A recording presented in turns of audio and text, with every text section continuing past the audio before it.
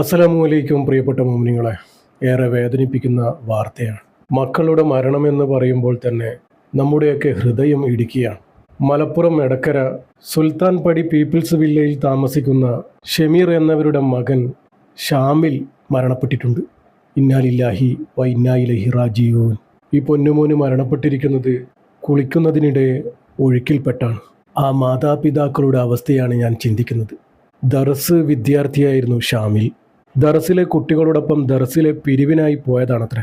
മക്കളല്ലേ, പുഴ കണ്ടപ്പോൾ ഒന്ന് കുളിക്കാൻ തോന്നി, അതന്നെ. അങ്ങനെ പോത്തുകല്ല് ചാലിയാർ പുഴയിൽ ഇവർ കൂട്ടുകാരുമൊത്ത് കുളി തുടങ്ങി. കുളിക്കുന്നതിനിടയിൽ ആഴമുള്ള ഭാഗത്ത് ഒഴുക്കിൽപ്പെടുകയായിരുന്നു ഷാമിൽ.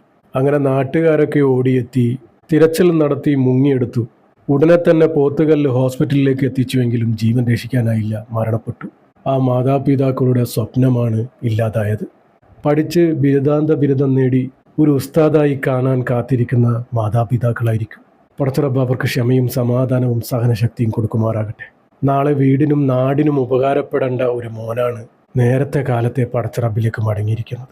മരണമെന്നുള്ളത് പടച്ചറബ്ബിൻ്റെ കലാകാണ്. അതിനെ തടയാൻ നമുക്കാർക്കും സാധിക്കില്ല. ചിലപ്പോൾ ആ മരണം ആ പൊന്നുമോന് ഹൈറായിരിക്കാം. പ്രിയപ്പെട്ടവരെ, എല്ലാവരും ദുആ ചെയ്യണം ആ മാതാപിതാക്കൾക്ക്. ഇന്ന് മക്കൾ മരണപ്പെട്ട ഓരോ മാതാപിതാക്കളുടെ അവസ്ഥ നമുക്കറിയാവുന്നതാണ്. എത്രയെത്ര മാതാപിതാക്കളുടേതാണ് മാനസിക നില തന്നെ തെറ്റിപ്പോയത്. പടച്ചറബ്ബെ എല്ലാ മാതാപിതാക്കൾക്കും ക്ഷമയും സമാധാനവും നൽകട്ടെ. അർഹമുറാഹിമായ റബ്ബെ, പടച്ചറബ്ബെ, ഷാമിൽ എന്ന ആ പൊന്നുമോൻ നിന്റെ റഹ്മത്തിലേക്ക് വന്നിരിക്കുകയാണ് റബ്ബെ. മഹ്ഫിറത്തും മർഹമത്തും കൊടുത്ത് സ്വർഗീയ പൂങ്കാവനം തന്നെ നീ കൊടുക്കണേ റബ്ബെ. ഹബീബായ തങ്ങളുടെ അടുത്തേക്ക് തന്നെ നീ എത്തിക്കണേ റബ്ബെ. പടച്ചറബ്ബെ, ആ മാതാപിതാക്കളുടെ അവസ്ഥ നിനക്കറിയാലോ റബ്ബെ.